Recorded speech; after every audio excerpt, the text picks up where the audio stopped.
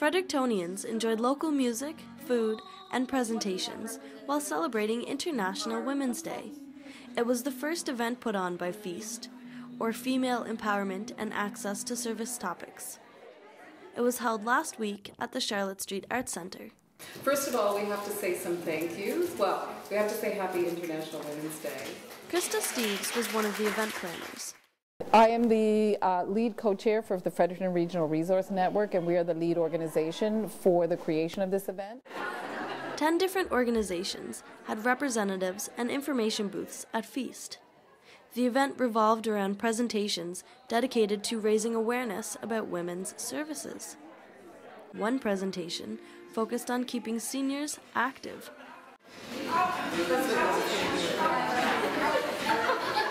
Two volunteers from the Sexual Assault Crisis Center attended the event. Sometimes students don't even realize that what they're doing is actually violence. So we go in and help that, and we go in and help prevent it.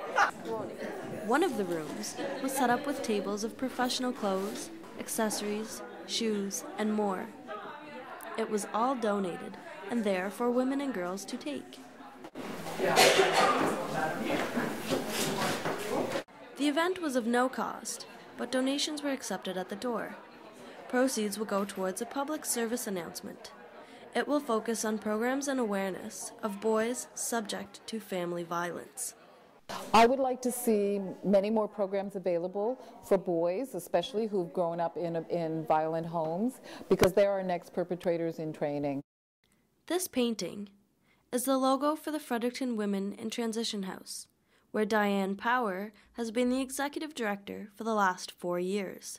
It's not enough just to provide a roof over their house for 30 days and get them on income support and into subsidized housing. Doesn't break the cycle. 19 women and children can be housed at once, but over the last 33 years, more than 7,000 women and children were helped. The house costs about $450,000 annually.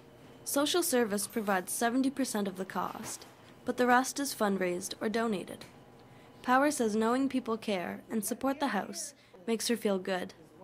I am so impressed with the students, both of UMB and Stu, in terms of helping us.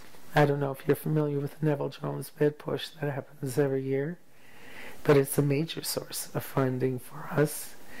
And the UMB women and Stu women, I think, they put on the vagina monologues just recently. It is an amazing feeling to go on stage and have that reception from the audience and feel like you're doing something that's important. You're not only in theater, but you're making this movement. It's kind of beautiful. I mean, no, the students are awesome here in the community. They have been a big support to the house. I'm hoping they took it seriously. I heard different things from some of my friends. One guy said we did very well, and the message was portrayed, and now he kind of understands what girls think of it all.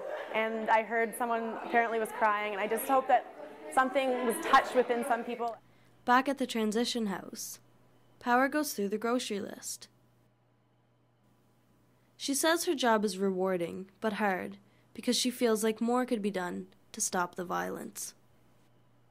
Children suffer far more than people ever knew before. And I have up to 3 generations from the same family who've come through these doors. Power says 65% of the women they help experienced or witnessed domestic violence. She says that's a clear indication of a need to educate young students about violence and bullying.